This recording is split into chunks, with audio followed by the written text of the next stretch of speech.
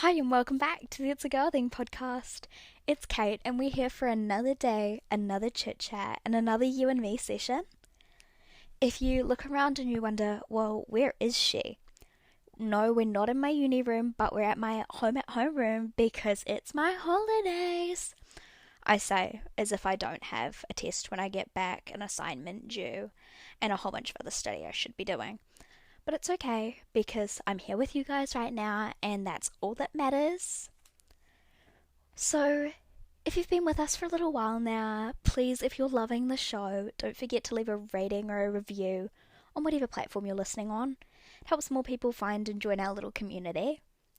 And if you're not already, make sure to follow along, because I'm so happy you're here, and I'm so happy to be your online bestie. Whew, little life update.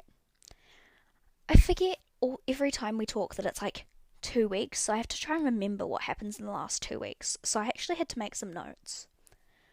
So I had 4 exams last week. So if you're wondering why I was a little bit MIA on the socials, that was why, because your girl needs to pass. And hey, I got 2. I got 3 out of 4 of those grades back. And all 3 of them were A's, so I am over the moon happy like you don't even realise. And then I found out at the test that I genuinely thought I was close to failing from a few weeks ago. I got an A on as well, an A minus I think it is, as well. So I'm like, what world am I living in? But also it's so nice knowing that my study is paying off. So just remember that grades aren't everything. If you put the effort in, sometimes you'll be surprised at what comes back. Oh my gosh, this is my very exciting thing from like tonight. So it's actually Thursday evening. I am recording this a bit early this week because I've got my cousin coming, and I'm so excited because I want to spend so much time with her for the few days that she's here, because she's like my little best friend. So I'm very excited for that, but in order to do that, I've got to make sure this is all ready to go. But my little exciting thing for tonight is I've been wanting an Olivia Jean bag for so long. Her like neoprene totes are the most cute things ever. But the price was kind of hard to justify, and if you follow me on Instagram, you saw the bag I was looking at. And almost all of you said that I should buy it. And I listened. I was going to buy it with my holiday, pay money from work. But what's even better is I'm glad I waited because she had an online warehouse sale with like seconds and samples. And I essentially found the bag I was looking at in a dusky pink that was like a sample product. So like I'll be the only one with it. And it's cute, it looks just as good. And I got it, and it was like a third of the price of the one I was originally going to get, including shipping. So what a bargain, and I can't wait for it to arrive, and I can't wait to show it to you guys because new uni bag, I'm so excited. Honestly, you don't get how crazy excited I am. Oh, just a breathe. So if you didn't pick up from that, I'm back for the holidays and I have got some work booked in. So I've worked Monday and Tuesday of this week, but there was a little bit of drama with that. And not like drama, but essentially, long story short, when I moved to uni, I resigned from my permanent position at my job. And my manager put me onto a casual contract. But then that manager had some personal stuff happen, and not long after he'd switched me over and I'd left, he had to take a temporary leave of absence or whatever it happened to be. But didn't tell anyone else what was going on with me. So I'm like doing my little email, sending him my availability for when I came back for the holidays. And then I find out like he's not in, nobody knows what's happening, so I have to try and fill people in, and people are like, no, but we don't have evidence, like proof of this. I've been removed from some of the systems, but not the other systems. My leave hasn't been paid out. It's a whole mix and match. A little bit of chaos. But I think we're getting to the point where it's a little bit sorted now. But I got 2 days of work this week, then I'm working this Sunday, and then I'm working 3 days next week. So I'm working 3 days this week, 3 days next week. But I'm working Anzac days, so get time and a half because it's a public holiday. But stores can't open till 1. So I'm doing the 1 till 9:30 shift, which is not ideal. I hate the 9:30 shift. But whenever I work a night shift, which is like the 9:30 shift, I convince myself that I can get Pizza Hut from down the road, or like chicken and chips from the dairy, like takeout, essentially. I sound really out of breath. Sorry, that was not intentional. Anyway, so that's a little bit about me, and I'm sure you're a little bit sick of my life update for now. So let's get into this week's episode. We're talking about healthy eating this week, which I know is a thing a lot of us struggle with in more ways than one. Personally, I'm going to share a little bit about my journey.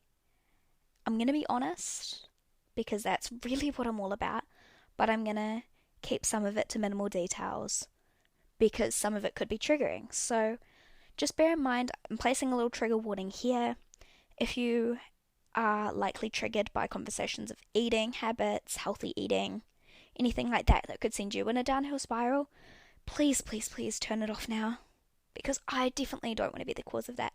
If you want to hear my voice, go tune into any other episode, but I really don't want you to struggle. So that was your little trigger warning, because I really don't want to hurt anybody else. I know what that's like. So, back in year 8 is where it started for me. So I was about 11, 12, maybe 12. I struggled with a lot of disordered eating thoughts. I felt not comfortable in my body. I struggled with body dysmorphia. And bear in mind, take note now, nothing was ever diagnosed, but there were clear indicators along the way that, especially when I look back now, I see. So I struggled with like body dysmorphia, and I know a lot of people do. And this led me to change some of my eating habits. I started to look at food as an enemy and not fuel. I started to limit what I was eating, and I was exercising more. And then we move into high school, which is already stressful enough, let alone going on with all this little bit of disordered battling in my head. And I want you to know that if you're in this place, or you've been in this place, you're not alone. It is so much more common than I think we realise. Because sometimes I think we get so stuck in our own heads that we don't realise what's going on right around us in the same ways as our own heads. But by the time I got to year 9, 10 and 11, I had a bit of a bad mindset. I was very, very much in this like overly healthy mindset. It was like an all or nothing. There was good food, bad food, exercise, but there was no in between. Like if you had one bad thing, that made you bad. Like you were bad, you were unhealthy. And if you ate healthy things, you were healthy, you were good. Totally aware that that does not actually make sense now. But hey, you can't necessarily control what goes on in your own head. So that's a little bit about my mindset. I just wanted to give that little bit of information before we dig right into it, because that really was what made it hard for me. Because it was so up and down. Because I would eat really, really, really healthy, but then I'd have one slip up, and then I would go to the other end of the spectrum entirely. I would eat really unhealthy for a while. I would binge, I would eat too much, I would eat the unhealthy foods, but then I'd feel really, really guilty, so I'd start over-exercising, and then I'd go back to eating really, really healthy again and refusing to eat anything else. So that's just a little bit of background to why this episode's so important to me, especially as someone who's now living on her own, so I do have total food control over what I choose to put into my body. And I think it's so important that those decisions are guided by not only myself, but the other people around me, evidence, research, and all the good stuff, and not just by my own head. So, since moving to uni, I've had full control over what I was eating. And I feel like everyone talks about like a freshman 15, so you put on weight while you go to uni. I personally don't feel like I've done that, but it could be the fact that I have to do all the self-catering, whereas the majority of people I know who go away to university or to college, they are in halls. They're in halls or they're in catered accommodation. Whereas I chose to live in a place where I have to do my own cooking. And I personally love that because I know exactly what's going into my food. I don't have to eat things that I struggle with. Oh, another little bit of information about me. I have a huge problem with certain textures of food. I don't actually know where I developed that fear kind of from. I think it might be the fact that I struggle with emetophobia, so fear of throwing up. And so if I don't like the texture of a food, it can kind of make me feel sick, or it can make me feel like because that's got a weird texture, I'll get sick from that texture. I genuinely don't know where the mental part of that one is, but I have a problem with texture. So I really like knowing exactly what I'm going to be eating. I don't have to eat in front of other people. And I get that control. But I'm at a point now where it's like healthy control.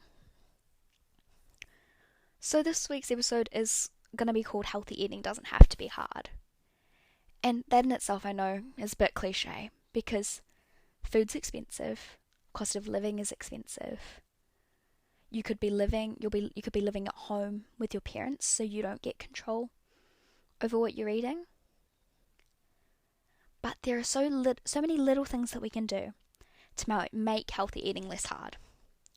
So first week of uni, while I was getting adjusted, my parents stocked me up on a lot of foods that I liked and bits and bobs. But for that first week I bought out quite a few meals. Like there's a KFC just around the corner and I'm loving me some KFC. So I had KFC I think 2 to 3 days that first week. Nobody told my mum that. And then I cooked my own meals, but it was things like pesto pasta, which if you don't add like veggies and stuff to it is essentially just carbs and protein, which not a bad thing in moderation. That's something I've come to learn since like prepping and doing all my own meals, is moderation and balance is key. So since moving to uni, after that first week, I started making healthier meals. Because I'm doing my own groceries, I choose what I pick up. I plan my meals in advance.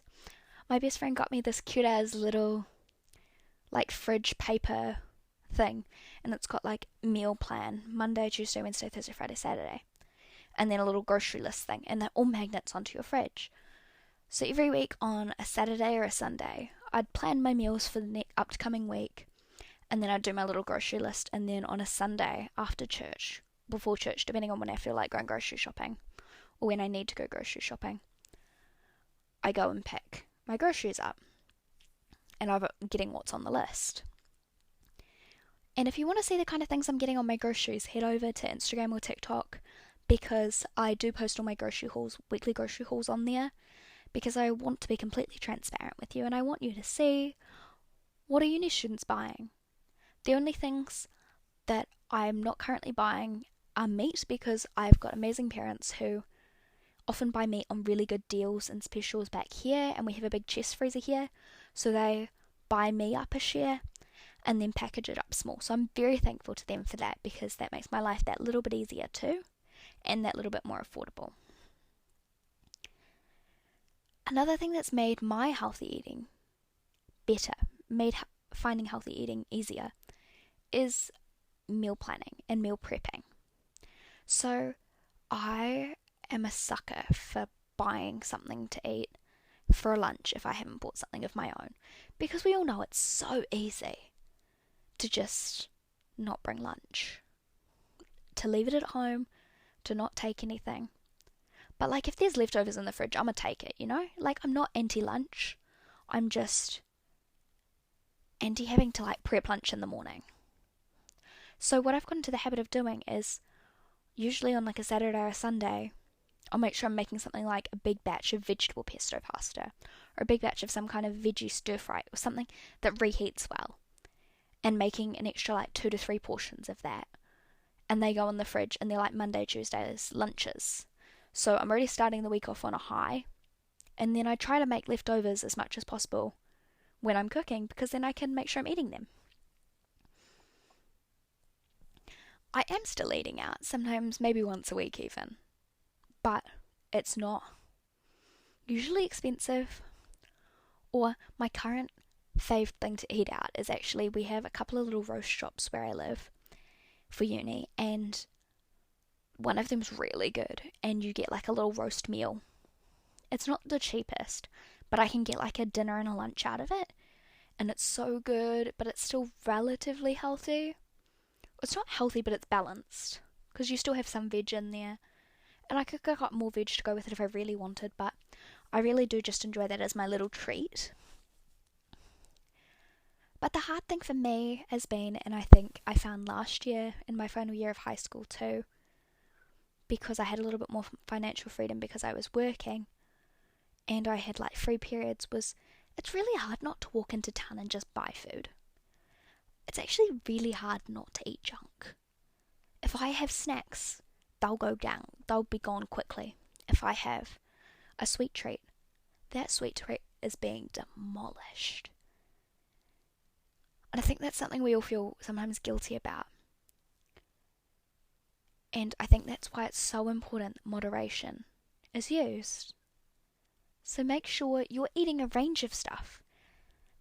No way am I saying you can't eat junk. But I'm saying for every meal you have that's junk, have 2 meals that are more balanced. Just even it out. Life's not perfect. Life is for living. And at the end of the day, we're here to make the most of it. And food is not the be-all and end-all. It's better that you eat any food than no food. So I want you to remember that. I'm going to do a little bit. You've heard all about my personal uni experience, and what I recommend to someone who's uni or flatting or like just out of working on their own. They're on their own. Those are really good tips if you're on your own. But it's so much harder when you're living in your family house, because your mum or your dad or your older siblings or whatever family dynamic you have, somebody's usually cooking dinner for you, or you're cooking dinner for your family. And that's usually based on the family budget, the cooking budget, like the food budget. Because as I said, it's not cheap out here. So I want you to think about, what can you control? A lot of the time it's easier to control your breakfasts and your lunches, because those are the meals you don't eat altogether. So do you have the money to be having something like an egg on toast for breakfast, or good quality like multigrain toast bread? Do you have the ability to pre-make some lunches? Do you have the ability to maybe make a salad for a lunch? What I did, I think in year 12 and 13, is I made a list on my phone. What are 4 lunch meals that I can like pre-prep? Was things like brown rice and quinoa salad, which may not appeal to everyone, but was actually really nice when you add a bunch of things in that you like. I had like couscous salad, I had normal salad, pesto pasta. Because they're all things I could like eat cold, or were easy to reheat if I wanted to. Or if you really have minimal control over your breakfast and lunch, choose healthy snacks. Fruit, veggie, like carrot sticks.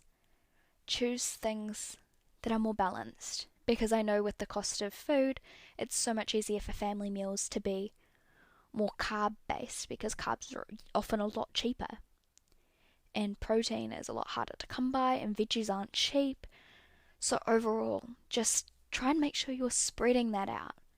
Control what you can control and let be what is just going to be. Because at the end of the day, it's not that serious. So I'm just going to take a little pause here, because it's quite a deep and complex topic, because it affects everybody.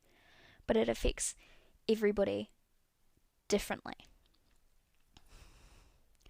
So this one's kind of more coming back for my living at home, living on their own kind of friends, not living at home.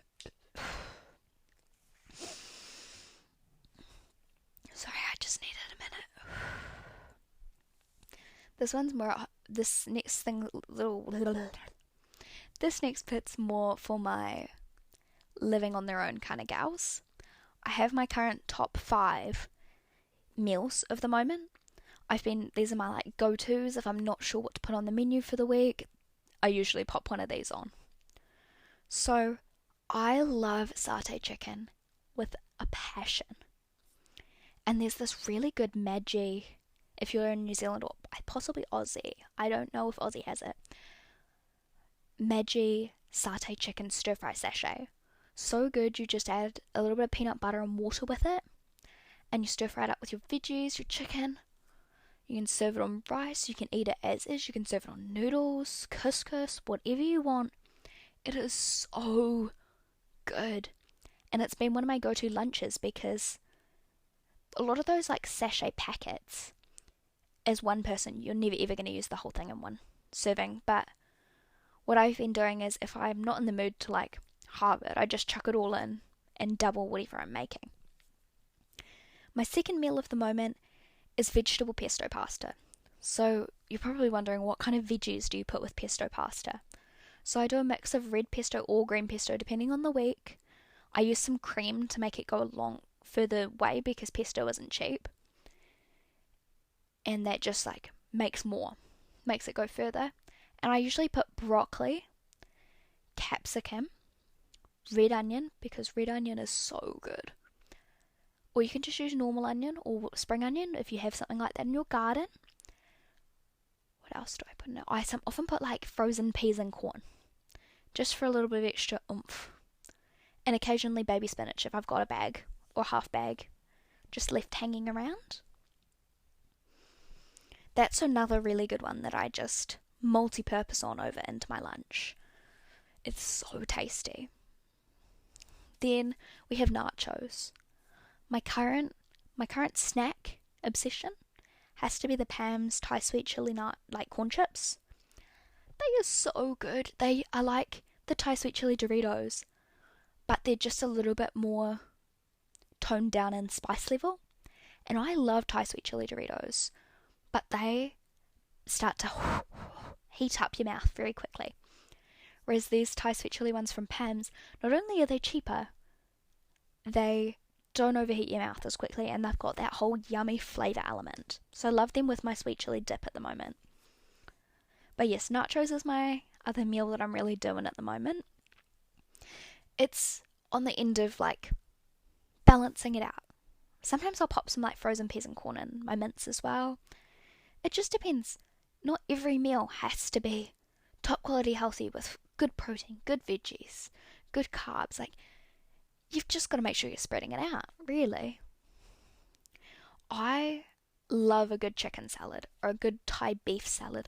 I love any kind of good salad where you've got like crispy lettuce and you've got the carrot, the capsicum, the red onion, I quite like putting peanuts drizzled on the top of my salads for that bit of extra crunch, or like corn chips all crushed up. So yummy. Or I even had a couple of eggs spare the other day, so I boiled up some eggs for my salad too. But any kind of salad, they're good for lunches. You can do egg salads for lunches. And I say egg salad like just boiled egg on a really nice green salad. Or you can have chicken salad, bacon salad. There's so many options. And then my lucky last, I talk a little bit about on my Instagram, I think, or TikTok, or both. I love making like bento bowls, like donburi bowls, where you've got like the rice, the like salads / veggies, the meat, and then you've got that like Japanese mayo on top. Japanese mayo, man, is to die for. And I just recently put a little investment in that in my grocery haul. So it's not the cheapest thing, but if it's encouraging me to make my like bento bowls at home instead of going out to buy them, it saves me a lot of money long term. So those are my little meal inspo for the moment. And I hope those possibly help you to find ideas, or you might take one element out of that and turn it into something that you would like. Because this is what I like, but it doesn't mean it's going to be what you like. So let's just switch entirely. Let's go into our little hype bestie moment for the fortnight.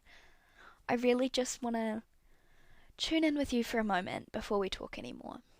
I just want to tell you how much I love you. I want to be here with you. I want to know how you're feeling, but I also can't because unless you tell me. And if you want to tell me, go ahead, message me, tell me. I want to know how you are. But I want you to just experience this with me right now. So let's just have a little bestie hype moment. I'm here to hype you up. Because you are amazing, and I hope you are really living life to its fullest. Because at the end of the day, the only person that really matters is you.